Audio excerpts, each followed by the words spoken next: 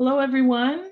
Welcome to everyone who's joining us today, morning, afternoon, evening. Hopefully everyone can hear me. Yeah, okay, great. So my name is Jeanine Mitchell, and I am part of the IDRC Global Health Team. The International Development Research Center and the William and Flora Hewlett Foundation are very pleased to be supporting the Partnership for Evidence and Equity in Responsive Social Systems, known as the acronym PEERSS.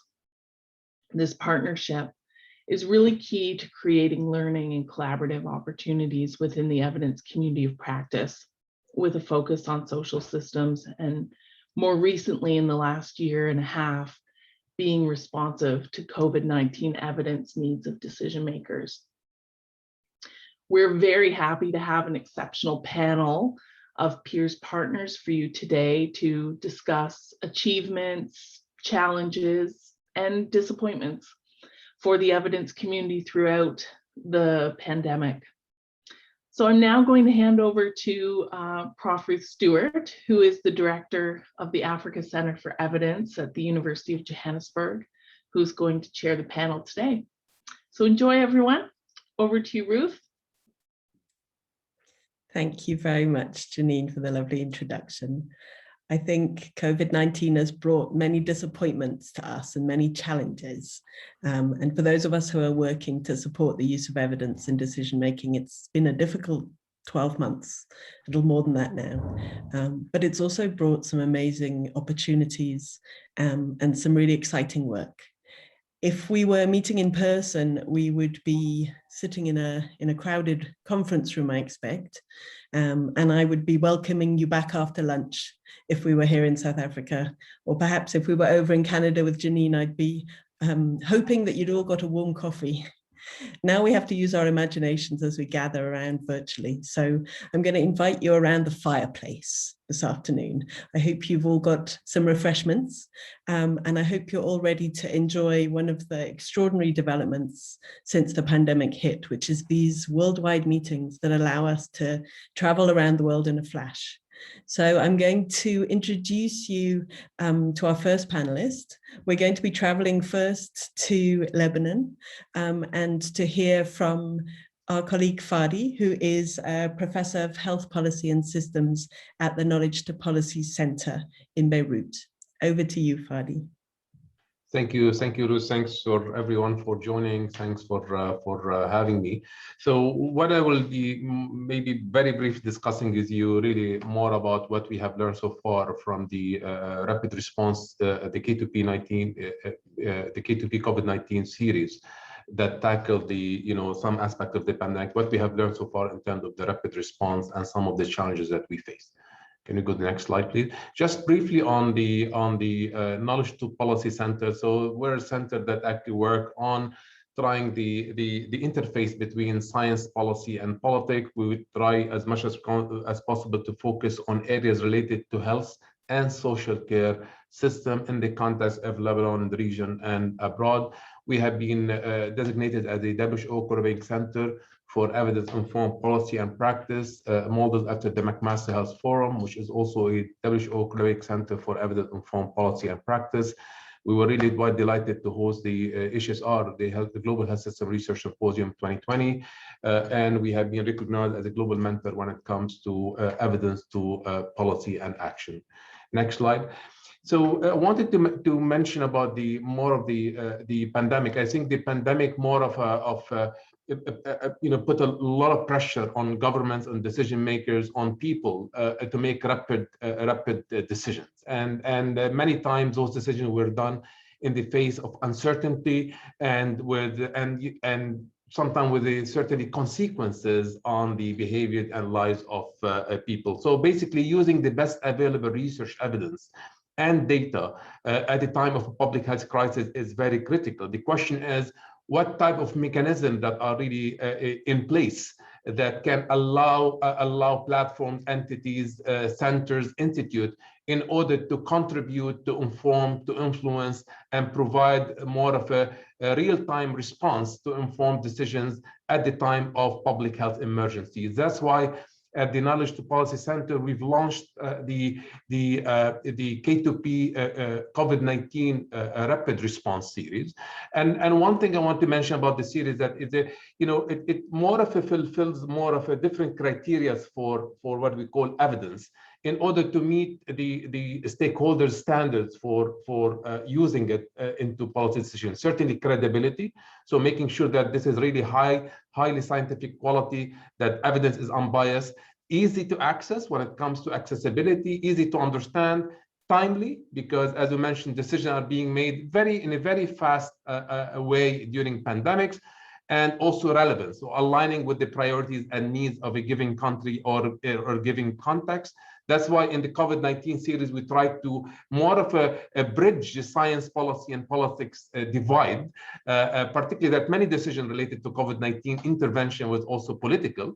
But we tried as much as we can to engage with policymakers and stakeholders to identify what are the priorities and responding to their needs, synthesizing, packaging the best available evidence, contextualizing that, particularly that some recommendations coming evidence related to intervention, whether travel restrictions or others, might not be 100% applicable in a given context, particularly because of certain vulnerable groups and others.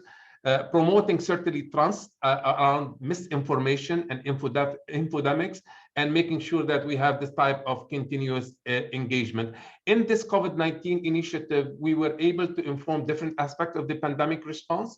We reinforced the many measures that has been actually issued by the government. We provided guide for the preparedness and readiness of hospitals, primary care centers. And one thing that we have learned that we had to actually more provide tailored messages to different audience across the system, because this pandemic has influenced everything that what we do at different levels.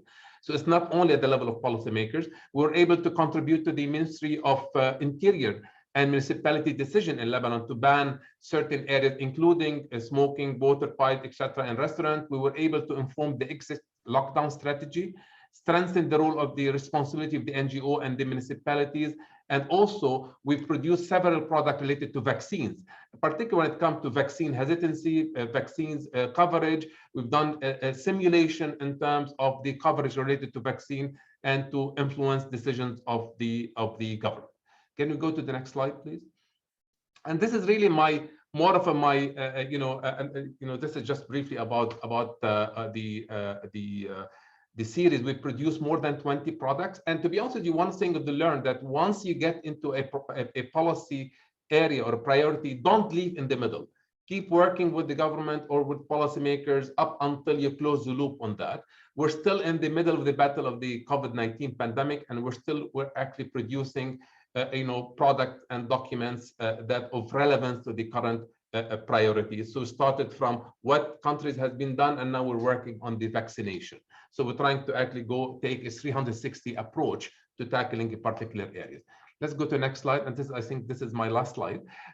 So what we have more of learned, I think certainly, as I mentioned, decision makers are under tremendous pressure to respond urgently. So which means that we need to provide evidence in a timely way.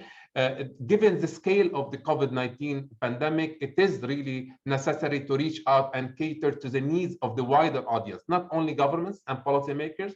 We went to municipalities, to healthcare providers, to nurses, to physicians, to citizens, to civil society groups, to communities. Certainly, we need to follow up on how the COVID-19 situation is unfolding and try to respond to priorities and needs upstream and downstream. Certainly, we need to develop and frame and tailor evidence products to address the various aspects of the response.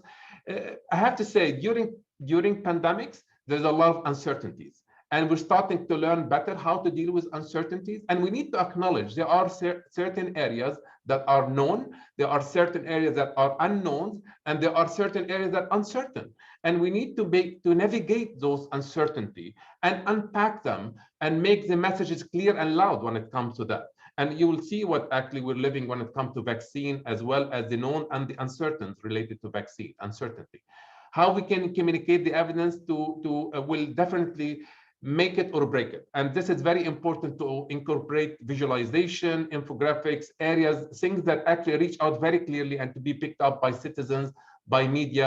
So that's why disseminating the evidence to target the right audience is very important. We went broadly, we went to TV, to radio, to podcast, to different type of modalities to actually get the message across.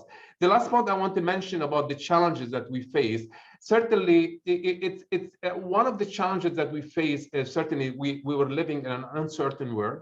There's a lot of evidence that is not conclusive, but how best to communicate and frame evidence for non-conventional actors, for lay people, for local public influencers, including religious leaders who has strong influence in individual behaviors and the level of compliance at the level of community. This was not easy, and we had to learn that. The prevalence of political decisions, despite availability of scientific evidence. And you've seen many countries have done things differently when it comes to COVID-19, although there was a consistency when it comes to scientific evidence, but there was a lot of political decisions. So how to ensure that scientific advice is strongly integrated in the political decisions? I think this is very important. Stakeholder citizens often demand, honestly, very simple answers, a yes or no message. And it's not easy. It's not easy to communicate at this level of clarity, but we are challenged with that, but we work to make sure we get this message as clear as possible to people to act. How to contextualize basic global evidence for public health measures. I mean, there was a lot of recommendation related to social distancing, hand hygiene, or whatever, but okay, what about how we can do that in a refugee camp, how we can do that in prisons, how we can do. So the local applicability of scientific evidence when it comes to some vulnerable group was really quite challenging of how we can really work and ensure that this evidence can be implemented at the level of communities. How rapid is rapid response during pandemic? That's very important. What are the limits? I mean, we have been really working nonstop on that, and you cannot really meet the needs for how much evidence is really required, and how best to harness the strength of complementary evidence network.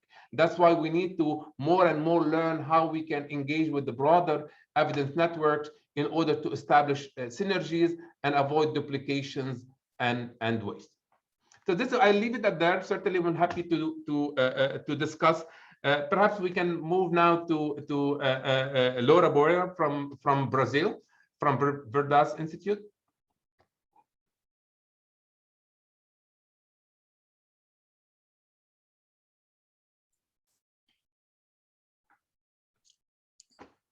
Hello, I was just waiting to show up my face there. Oh, there I am.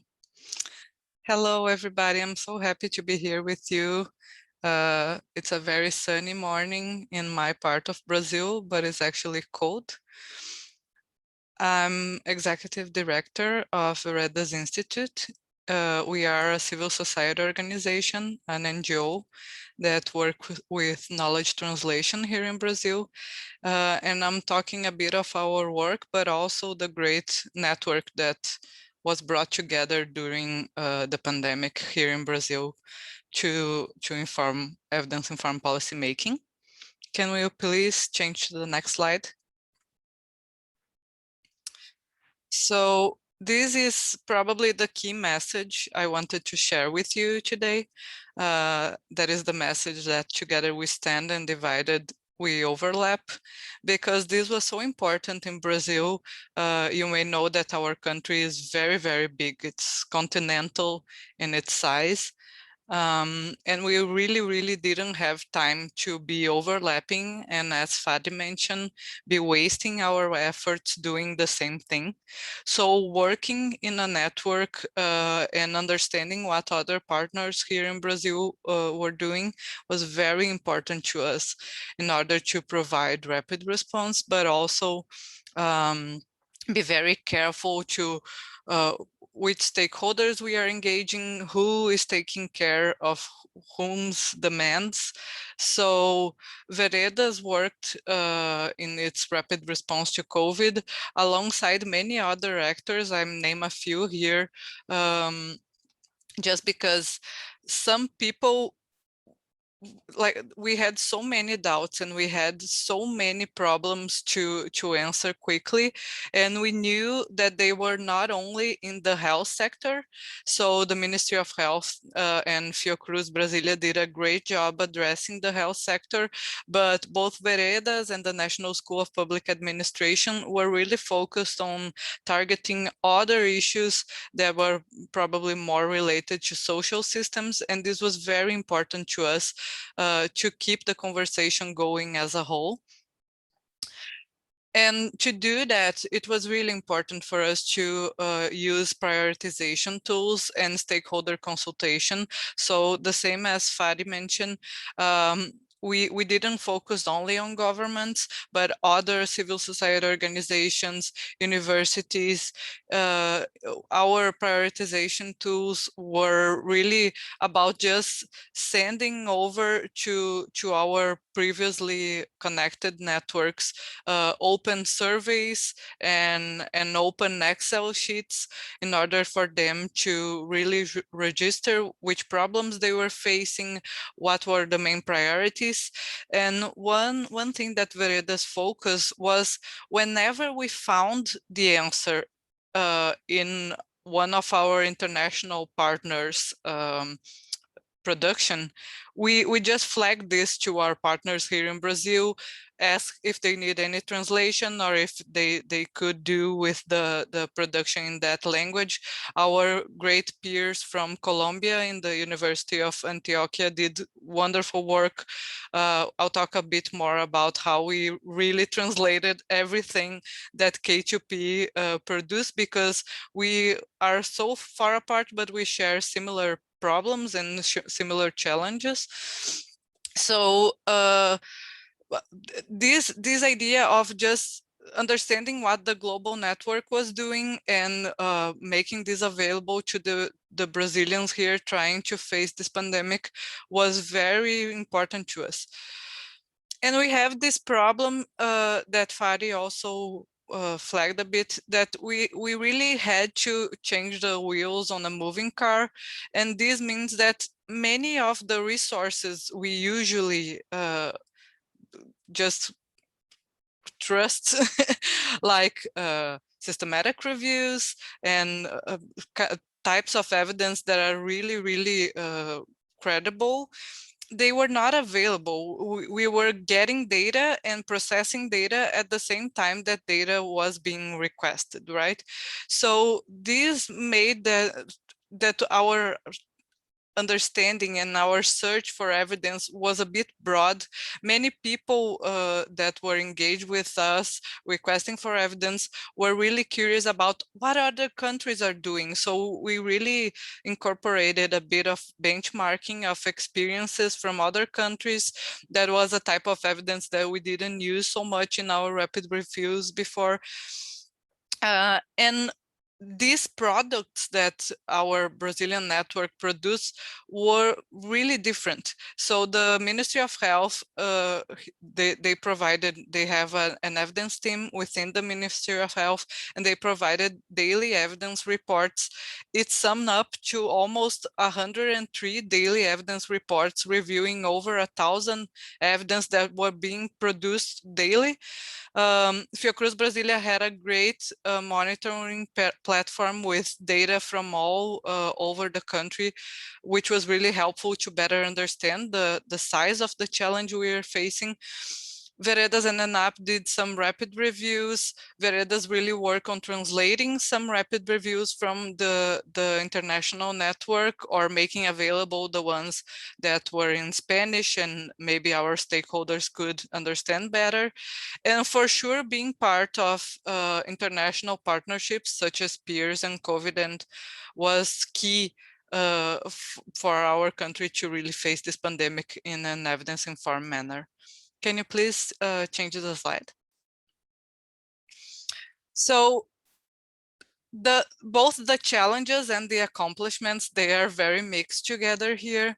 And I would mention that this idea of having one eye on the present and another on the future was really key.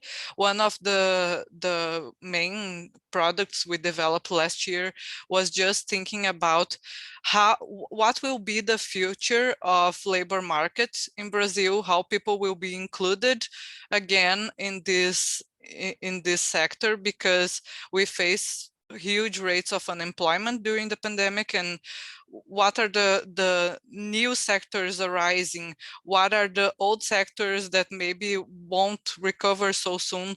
So having this eye on the future was something required, especially on the social systems that we were informing. And another thing that's very important is having one eye on COVID and another on all the ongoing social policies. And Codeplan, who is part of the federal district government here and is a research institute in the federal district government, was really keen on how can we keep important policies that are not directly COVID related informed. So they did almost more than 20 rapid diagnoses and reviews last year, just focused on these other social policies and previous engagements that we had with stakeholders that were really needing evidence to keep their policies hanging on there and not make us go many years behind on our progress. Veredas was also focusing on other social issues that were not directly COVID related. So this was really important to us to keep one eye on the present and in the COVID pandemic, but another on the future and all the social policies here that need to keep going and advancing, so our people is well taken care of. And what we perceived, even though our network of people working with evidence-informed policymaking and knowledge translation is way bigger, and the disposition of our stakeholders to use evidence in their decision-making is also increasing in a very interesting manner during the pandemic, the demand was so big and the capacity of organizations to supply answers was really, really small compared to the demand, even though we really worked on training people and really worked on making many organizations across the country able to knowledge translate. And this was a key motivator for us to advancing what I think is the main accomplishment I would like to share with you. The network idea was always present in our pandemic facing, but we really understood that it was important to create a way of this network to be more connected and more informed and not produce, not overlap, not produce the same things.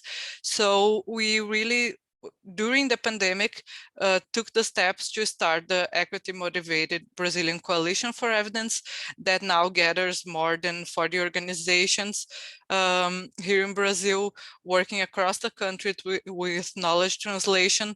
And now we are really connected and starting to build on this network, this coalition, for future efforts to do partnerships, to be able to answer to all these rising problems we still have ahead.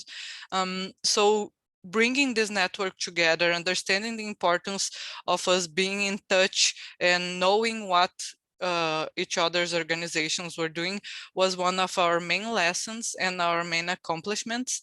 And we couldn't do this without working in a network. So I thank so much for all the partners that join forces.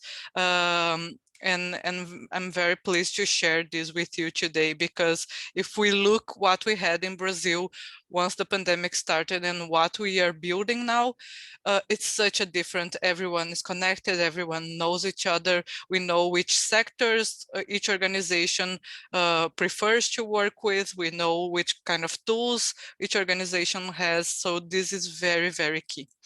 Thank you so much. We will now go over to Kayongo Edward. He is from the Center of Rapid Evidence Synthesis, PEERSS, in the Makerere University in Uganda. Okay, thank you very much, Rola, for that, and very interesting insight from both Fadi and Rola. So just to build on to that, my name is Kayongo Edward, and I'm from the Center for Rapid Evidence Synthesis, Makerere University. Next slide, please. So in Makerere University, our main flagship is the rapid response mechanism. Under the rapid response mechanism, we didn't have any major adjustments made to the entire mechanism. Usually, what we do, we run a demand-driven service whereby the policymaker, can you please run through the slide, where the policymaker actually calls the center with the policy question. So we go through a process of question clarification with the policymaker. After we've clarified the question and we are at the same point with the policymaker on which question we are answering, we go ahead and research the evidence, look for what is known about the question, compile this evidence, summarize and synthesize it. We have two processes of internal and external review. These processes try to ensure that we eliminate biases from the kind of work we are doing. Also helps to ensure that we haven't left out any significant information that might be relevant or might change the policy direction or the policy decision. So the external reviewers usually reach out to content experts in the field depending on the question we are answering. So from the external reviewer, we receive the question, we receive the review comments, incorporate the comments. Where we haven't incorporated the comments, we communicate to the external reviewer why we are not incorporating those particular sets of comments. After we finish producing the brief, we give it to the policymaker in a format that the policymaker wants. So either that sometimes policymakers want this to be delivered, hand delivered, or make a short presentation, or send an email of the evidence you've summarized together, and then the policymaker uses the policy brief or the rapid response brief to decide to make whatever decision they are going to make. Either they will use the evidence to inform the decision, they will make the decisions based on the evidence you provided, or the evidence will form part of a discussion that will eventually lead to a decision that will be taken by the policymaker. So as I said, our service is mostly demand-driven. Policymakers call us. However, during the COVID pandemic, we actually found that we had to adjust a little bit and run a model that incorporates both demand and supply-driven kind of a service. So the supply-driven was in such a way that we have particular institutions or policymakers who are involved in responding to COVID-19 pandemic or who were affected by the pandemic, but we did not have prior existing relationships with them. So they did not know us, they did not know what ECAS is and what we do as an institution. So we would just go ahead and do horizon scoping. For example, when it came to religious institutions, there was a complete shutdown of the country, but towards the reopening of towards the lifting of the lockdown, the government was going to reopen religious institutions, but the government had a few conditions where they had to put together different things to allow them to open. So we had to write a rapid response brief to enable the religious institutions to reopen. But these are individuals we hadn't dealt with previously. So you write and then you go look for the person to give this policy brief to. That was a little modification done in the model. The other modification that was done is we usually have the internal review done on the policy product, on the evidence product we are generating before we send out for external review. But given the time constraints, we actually had to run both internal and external review concurrently. So after we've generated this beautiful rapid response brief, we would share it within the team for internal review, and at the same time, share it out for external review because so many decisions were being done in such an urgent manner. We needed timely evidence. So we couldn't have the two processes run sequentially. They had to run concurrently at the same time. Next slide. So the major achievements we made under during the COVID pandemic was the amplification of the need of that for the rapid response service. So you find that with some policymakers you had interacted with, they had never really fully appreciated the rapid response service, but as well with some other policymakers we had never really interacted with, but they had heard of the service, but they had never reached out to us. But given the urgent nature in which decisions were being taken, we would wake up in the morning and government needs to make a decision within the next few hours, 24 hours, 48 hours, and they needed evidence upon which to base these decisions. So the COVID pandemic actually amplified the need for the rapid response service, which was really, really wonderful. It increased the traffic that was coming to us when requesting for rapid response service.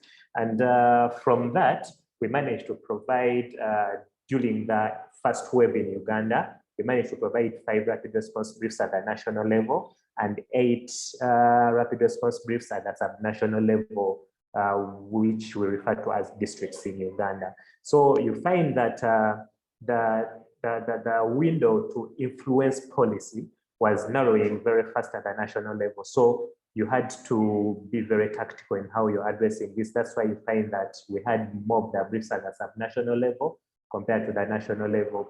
And currently we are still working with the different policymakers, both at the national and sub-national level, influencing policy and decisions. But those briefs I'm indicating there are the ones we responded to in the first wave of the pandemic in the country. So one of some of the success stories is that initially COVID-19 sample collection and testing was being run centrally. This was a trend which was more or less global, almost in all countries. Initial response was the national level would coordinate everything to do with COVID response. So we wrote a brief that was indicating the positives of decentralizing COVID-19 samples collection. And basing on that brief, policymakers actually discussed and decided to decentralize the COVID-19 samples collection. Then before the first lockdown we had, which was nationwide, policymaker reached out to us and requested for evidence on how to implement a lockdown. So from the evidence we collected, from all the evidence work we did, we came up with a brief, which had a conclusion of a jurisdictional lockdown. Basing on the economy we are living in, the jurisdictional lockdown was supposed to be a better mode of lockdown compared to the nationwide lockdown. Unfortunately, at that time, the country went for the nationwide lockdown. The entire country was locked down, no leaving home. You only leave your homes if you must. That is to buy food and probably get health care services and things like that. All businesses were closed. Only essential workers were allowed to move in the country. But in the current wave we have, good enough, the country has reverted to the jurisdictional lockdown, which is a very good positive for us. At the time we provided this evidence, it informed the discussions, but the decision taken wasn't towards what we had provided. But right now, the country is doing the jurisdictional lockdown. So we have Kampala, which is the capital city, and its metropolitan area, around 3 districts near Kampala. You are allowed to move within that particular area. Then other regions are also bundled together. So you can move, you can go to work, you can do everything, but you are not allowed to cross particular borders just to try and contain the pandemic. And in case of contact tracing and everything else, it is much easier and it allows for business to continue and everything else to continue. So the initial infection prevention and control measures at the subnational level, you find that at the time of the first response, most of the efforts were at the national level. There are so many decisions being taken at the national level and little to no decisions were being taken at the subnational level. So we had these health facilities at the subnational level left hanging in space. They didn't know exactly what to do to respond to the pandemic. So through the District Health Officers Forum, we received a question that was asking about the infection prevention and control measures within the lower health facilities. We provided this evidence, and it is the evidence that was used before the Ministry of Health came in and provided provided a bit of direction on how to implement infection prevention and control measures at a subnational level. These were not any different from the evidence we had provided. So ideally, it was a continuation of the evidence that we had provided. Still during the pandemic, we went ahead and shared briefs with other country teams. We shared briefs with Kenya, Malawi, also sent some briefs to WHO, Afro, and the Africa Evidence Network. And we believe that these briefs were used to inform different decisions in those different countries. Next slide.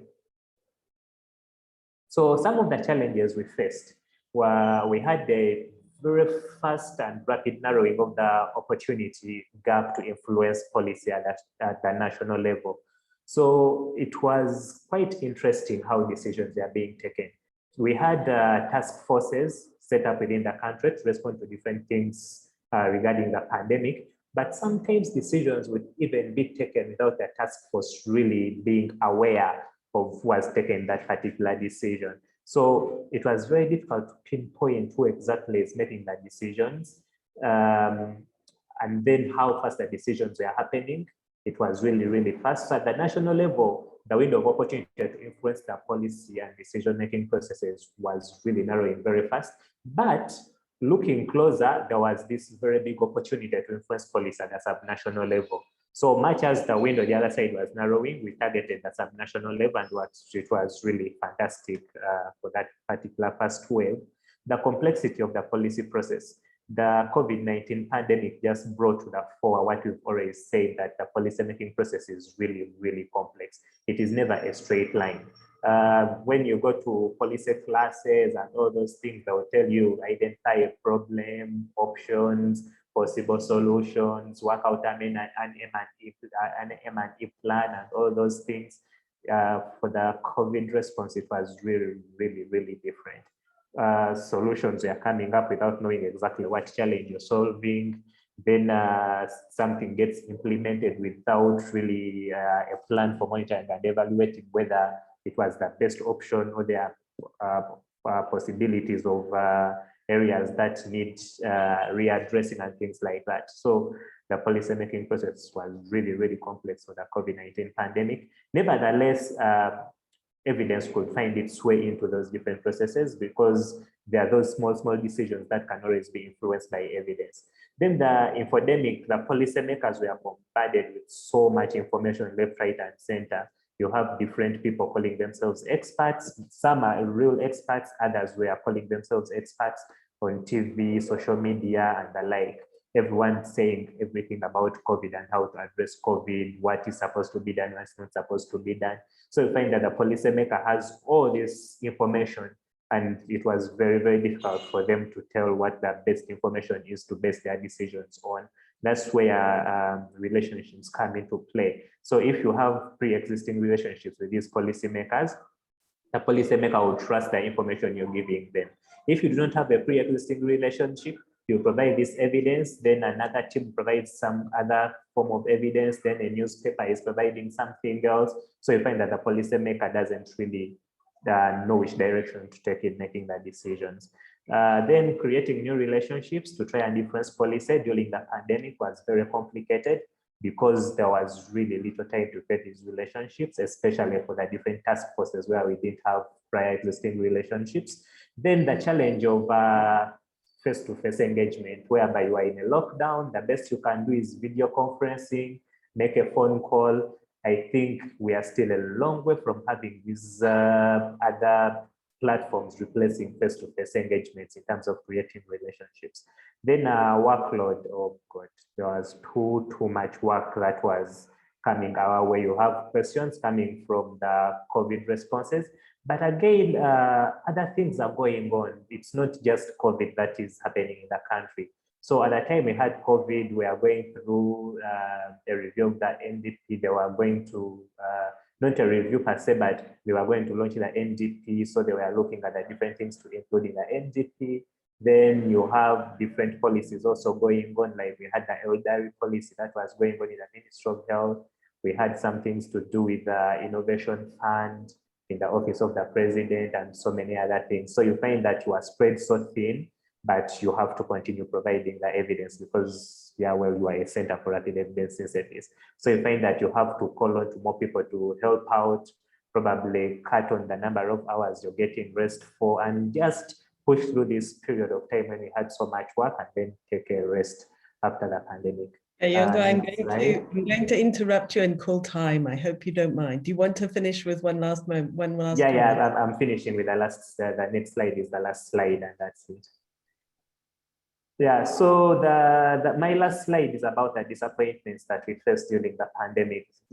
So here, it wasn't really a disappointment per se, but we had political influence, and global trends influencing what the government was doing. So you find that globally, you had countries going in a given direction. China is responding this way, US has done this, UK has done this. So if you provide evidence that is a little bit contrary to what the entire world is doing, well, you would find that policymakers would take it with a little bit of a pinch of salt. So it was a little bit of a complex scenario, especially if you are going against the global trends. But yeah, that's what I had to share with us. Thank you very much. Over to you, Ruth. Thank you so much, Kiyongo. And we can't do an in-person round of applause, but applause to all of you for really sharing great experiences and examples from Lebanon and Brazil and Uganda as well. We have colleagues here from across the PEERSS partnership, across 13 countries, and I can see an even broader geographical spread in the audience as well. So welcome everybody from all around the world. It's very exciting to hear these experiences. I have been scanning through the comments and questions that are coming into the chat, and I would encourage our audience to continue to post queries and questions. I've been making some notes of key themes that have been coming up, and I'm going to open out to the panel.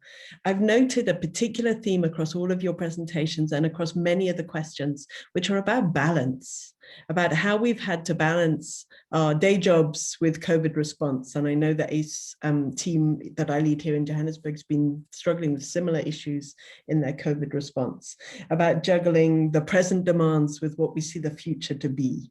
So there's lots and lots of questions around balance. And I want to start actually with a question from colleagues in Tanzania who are talking about how have you managed to balance the demand for evidence with political influence in decision-making, sometimes even political interference in decision-making. So I'd like to open that up to the panel to hear. Not sure if everyone wants to respond, if anyone wants to take that question in particular about how you've balanced evidence and political influence.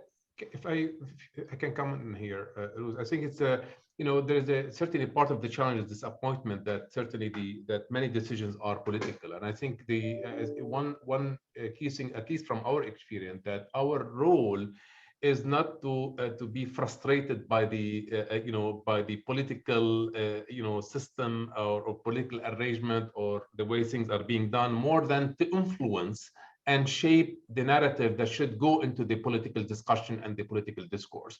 So I know sometimes people get disappointed, frustrated, and they feel that sometimes we cannot do much when there is a lot of political type of interest in moving a certain direction. I think and this is the reason why entities like our entity is extremely important at the time, particularly of a public health crisis, is to actually make sure that science is very much integrated in the way decisions are being made. Take into consideration the political, arrangement and the political system and structure that exists in any country. I think so. In other words, we don't try to change political system, but we try to actually shape, inform the decisions that go, or at least making sure that evidence is used as one important input into among other factors that come to play into political decisions. Yes, I would add to Fadi just the fact that in Brazil we experienced something very peculiar that I'm sure other countries have also experienced in a way or another. That is, we have a strong anti-science movement building up. But in response to this strong anti-science building movement, all the governments and political leaders that want to differentiate from this anti-science are very, very now open to evidence use. And they are stating that evidence use is a political option, right? Is a political stance on how they understand governments and policymaking to be done.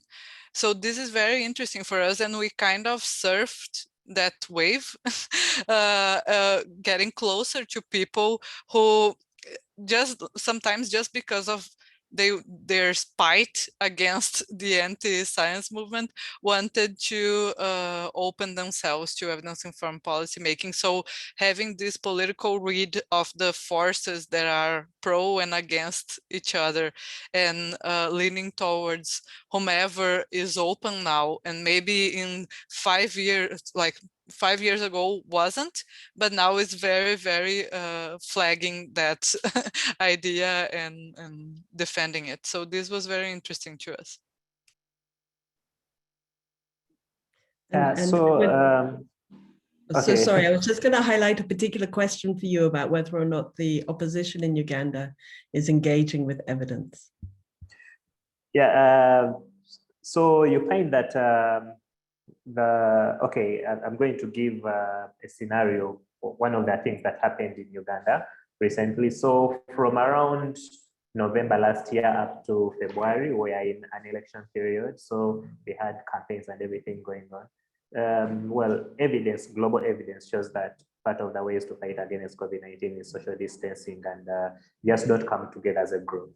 But the opposition tended to think that that is a political kind of thing. So that is what they were drumming up anyway, because they wanted to continue their campaigns and bring everyone together and run their rallies and everything. But to answer you directly outside the campaign period, I can't really say that the opposition is or is not using evidence, because we haven't really gotten a question that is particularly coming from the opposition, although we've gotten questions coming from parliamentarians who are both in the opposition and government, leading the ruling party, but not particularly to say that they are asking for evidence that is political or anything, as long as it is something that is pro the people, health, development, and the like. They are really open to using the available evidence. We do not have a group of people who are against evidence in government or in opposition, or probably if they are there, they are silent about it. We haven't really come across such strong resistance against evidence. Although we have to appreciate that what we call evidence might be a little bit different. We tend to come from academia and we think evidence is this rigorous research, systematic reviews and all that. But when you are dealing with politicians and decision makers, it is beyond systematic reviews. You're going to think about community reports, M&A reports, program reports.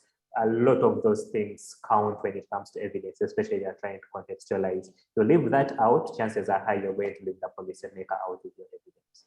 Thank you. Thank you very much, everyone. Another theme that's come through in your presentations and in the comments has been about relationship building, which I find very encouraging, because I firmly believe that it's the way, the direction through which we make change. And people are asking around whether or not some of these networks and relationships have enabled you to co-create evidence, co-produce evidence across your networks to meet decision makers' needs. And a particular question for you, Laura, in Brazil around evidence benchmarking and the extent to which you've been able to use that as an approach. Perhaps we can come to you first on that one, Laura, and then get contributions from others. Well, for us, just having these relationships both with policymakers, but other organizations and stakeholders that are really part of this evidence ecosystem was really, really important. And we for sure were able to co-create with some of our partners, mainly because for some challenges and problems, the path to getting to an answer and getting to a product was so big that we really needed more hands. We couldn't face this alone. We also, as I mentioned, benefited highly from being part of an international network. And as I mentioned, all the great and amazing work at K2P was very aligned with many questions that our policymakers were having, and then we were able not only to get their consent to translate, but also their consent to contextualize some answers that they made the effort to contextualize to Lebanon, and we did it to Brazil. So this was very, very important. And the benchmarking, it was something, especially in the beginning of the pandemic, super important to understand. We had great banks of experiences from OCDE and other organizations that were really trying to understand what countries are doing. And for our political leaders, this was very important, like what other people were doing, how they are organizing themselves. And we came to understand that always having a part of the rapid response that is focused on benchmarking is something that really capture the attention of a policymaker, because they have to think and be inspired to maybe design their own solutions. So this was something that we'll probably take with us for the long run now. And we use it very much to capture their attention, to maybe when there was much uncertainty, to just flag some options, and it was always better when the experience was very well described. So this is something that we will be looking forward to working on, like describing very well our experience, our interventions, how they work, even if they're not at first super evidence-based. Just one thing, maybe briefly to add. I think the pandemic, it created more of a bridge building opportunity, I would say, to our entities to reach out to sectors beyond health. And the COVID-19 crisis was really, the good opportunity to actually more strengthen the multi-sectoral collaboration, in just case that we had to co-create, to co-produce, to engage with different stakeholders outside the usual, I would say, suspects when it comes to how we actually used to work. So now it opened a new horizon, new opportunities to engage and also build bridges and created and strengthened networks. And that's why I think many of even the lessons learned that we've learned so far, it's good within health that we have to start thinking, taking it to non-health sectors and engage with this. And I think this created really a good opportunity to build bridges. Over. Another question that has come up, and thank you very much, has been around gender. Some of these cross-cutting themes of long-standing priorities that we all focus on in our work, and that there's been a bit of a risk in all of this COVID activity that they might be sidelined, and an opportunity to highlight them. And there's been a question around gender issues, and also a question around disability issues.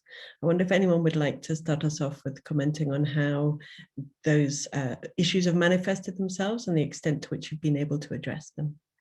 Maybe we can come across to Uganda to start off. Kayonga. Okay, so regarding gender, from the kind of work we've been doing, you find that even if you incorporated gender in your response, the decision to actually act on the gender-related issues goes down to the particular policy and decision maker in question, or the particular team that is actually going to make this kind of decision. So in Uganda in particular, and I guess just like many of the LMICs, evidence was overwhelming about the impact of COVID-19 and the school closures. So many young girls got pregnant, others are not going to be able to go back to school. Then regarding disability, we usually have mass immunization campaigns in the country. But now that you cannot hold a mass immunization campaign, people have to go to the health facilities. You find that the possibility of people living with disabilities being left out of immunization this time around is very significant. But for the particular responsible ministry to respond to such an issue, it goes down to the individual policy maker who is handling that particular docket. Yeah, so that is the challenge, and I guess it is the challenge with most of the evidence we provide. It still goes back to the final decision being made by the policy maker. Thank you. Ruth, from our end, we produce, in fact, a product on the COVID-19 and impact on gender inequality, inequity, and we tried as much as possible to, in all of the K2P COVID-related series, to ensure gender consideration, equity consideration in all the discussions that we already put, particularly when it comes to evidence. The one thing I want to add beyond the gender we had to deal with is the vulnerable group. The group that is really quite more of marginalized as a result of that. In our part of the world, as you know, the issue about refugees, the issue about prisoners, there's a lot of vulnerable group that have been really quite marginalized in the COVID-19 response, and we have to take that into consideration, including definitely gender-related issues.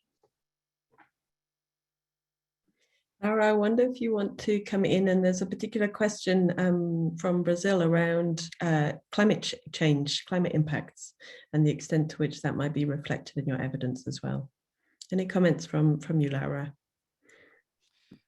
Yeah, this is a very interesting question, and just being aware of how these topics that are so important, but often will be, as you mentioned, sidelined. And I find climate change, from what I've been reading in Brazil's production, to be one of these topics that has been sidelined in our production, and it shouldn't be. People shouldn't lose track of this important issue. But also, what I think happens here in Brazil is that we are facing many issues at the same time, right? And we have to make a very active and mindful effort to understand the complexity, as Fadi was mentioned, of all the vulnerabilities that are overlapping. And especially when we think about climate change, how it affects different regions in Brazil in different ways, right? So we have some organizations here in Brazil that especially are advocating and working with climate change that I know that have been doing a great job. We have a wonderful course on planetary health that was developed previous to the pandemic, but launched during the pandemic, and I think it was very helpful also. But it's still not as cross-cutting as I hope it would be, as well as gender, as well as race, as well as disabilities, like vulnerabilities and topics that I think that really should be highlighted in every rapid response and every product we make. The effort we do in Veredas is really try to use the PEERSS framework. That is an acronym for different dimensions of equity. And in every evidence synthesis we produce, we try to apply the PEERSS framework and really highlight these topics of equity. Thank you, panel, for highlighting those issues, and for Laura for sharing that framework with the audience. Time flies when you're in these discussions, and there's some really interesting questions in the chat around tackling misinformation, evaluation of evidence uptake, and different forms of evidence integrated into responses. And I'd welcome the panelists to take a scan through the chat, and you may want to respond. I'm going to bring us back together now, though, for two questions that I want to ask across the panel.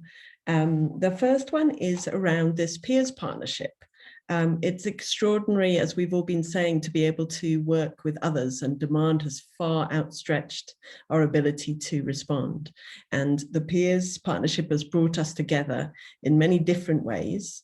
And so I wanted to ask you all about the extent to which this partnership has been able to support the work that you've done, and whether there are particular elements of support from across the different partners that you found particularly helpful.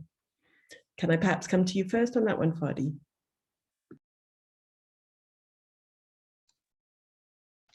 Sure. So just before maybe I go to that, I think one thing maybe, Rose, if you allow me to mention that I think one of the key, the key thing I think from that we have learned so far from working on the rapid response, I think that the need more to continue and expand on the science of rapid response services within entity. I think this is very important. It goes back to I think the question that came in the chat about the evaluation of the uptake, the mechanism that has been maybe put, the unconventional approaches that has been used, moving it to other sectors, the different avenues that we've used to connect. I think these are important areas that I think one has to even further think about in terms of moving forward and scaling up that. Now, when it comes to I think the question about related to the peers, I think this is certainly to me, I mean, peers provided a much needed platform, I would say, for partners to come together for ongoing sharing experiences, exchanging advice and collaborating in key concepts and priority areas. And I think this is very important that we keep this in mind. So I think moving forward, it's good to actually more of it's good for the peers to actually, to carry many of these ideas, initiative, insights, in order to actually more strengthen that type of collaboration. I think this is very important. Also, we need to how we work with partners within the PEERSS network, so how we can perhaps best harness the strengths of the different networks that exist and the teams that already working on different areas. I think there is a lot to be done in terms of this, but also to strengthen and create more avenues for collaboration, engagement, and communication within the PEERSS partners, including with the synergy support teams, and also more of promote different mentorship modalities to advance many of the ideas that we've talked about today. I think there's a lot of interesting opportunities for peers moving forward. Over. Thank you very much, Fadi. Can I come over to you, Laura? Yes, for sure. So being in the partnership since 2018, we were given a chance to really build and train a community of people in Brazil, even when we didn't know a pandemic was in the coming. So first of all, just to have this opportunity to really focus on knowledge translation, and more than that, focus on knowledge translation for social systems was something really key for us. We were inspired and often copied the experience of fellow countries. As I mentioned, it was super important for us to get the support for these translations we did, both from KTP and from the funders here. We were mentored many times when we had doubts. So this whole partnership just made us stronger and more aware of the importance of working in a network. And now, as I mentioned, just building this in Brazil, very much inspired from what we are learning from peers, what we are learning from experience like the Evidence Network. So it has broadened our horizons in ways that I can't even imagine. And just as I mentioned, if I look like 5 years ago where we were and now where we are, is such a major difference. And is really just because we were able to connect with great organizations, great people, as a country in Latin America, to be close to Chile and Colombia and just brainstorm and exchange tools and understand our common problems is something very important also. So we are very privileged to be part of this and grow so much from this experience. Yeah, thank you very much, Ruth. Just to add on to what Fadi and Laura have said is the relationship bit. So we always have this formal and informal kind of relationships. Each one has its own place, especially when it comes to KT work. But the PEERSS platform has actually enabled us to build that informal kind of relationships, whereby I do not really have to write this formal email to Ruth requesting for help on a gap map. I've sent a WhatsApp message to one of the members in Ruth's team, that is Promise, to just informally ask about evidence gap map, and I have a question on this and that. I've talked to the team in Ethiopia informally without having to go through the structures and all that. And this has actually helped build the relationship further and enable us to continue doing the kind of work we are doing. Then in addition, we have the external review process I talked about and our model of work. So you find that with the PEERSS platform, it brings together different people from different backgrounds. So I do not really have to overstress looking for an external reviewer for a subject area where I am sure one of the members within the PEERSS platform is actually a subject expert. I just need to send this email or WhatsApp and request this person that I'm sending a document to you tomorrow. Can you help me look at it and all that? It is quite interesting. And definitely all the other things that Fadi and Rola have said, we've expanded to the social sectors and learning a lot from each other. There is so much going on and it's quite interesting being part of that platform.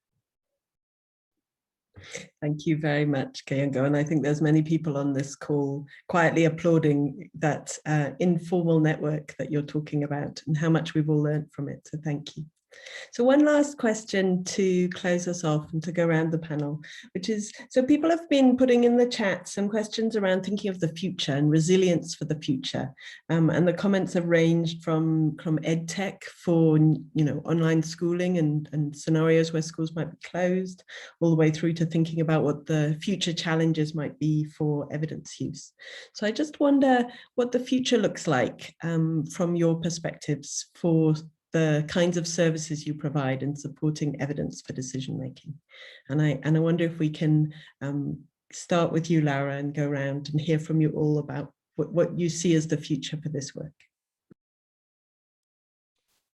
So this is a question we've been getting a lot. And I almost feel like people are pairing evidence use with mind reading and future cards reading. But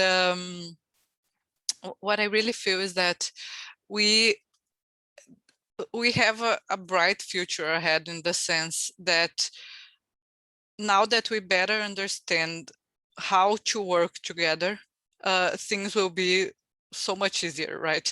I feel the idea of KT centers really being isolated and just doing their tasks there with the stakeholders they have, this is all surpassed, and not only in a national level but an international level. So this ability to connect is very important, and the kinds of challenges we'll be facing worldwide, that's the thing, right? We have so many similarities, even though we are in countries that are so different and different regions and time frames.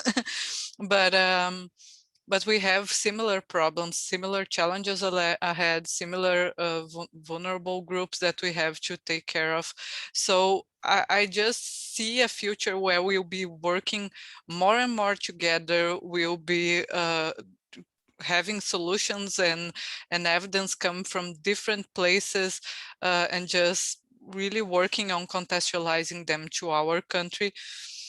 And this will be, first of all, just the effort will be so easier, and the pleasure to do this together will be higher, and probably we'll be able to dedicate ourselves to more different tools, different kind of requests. And I see a great future for the evidence-informed policymaking world, as a world, really, as us working together.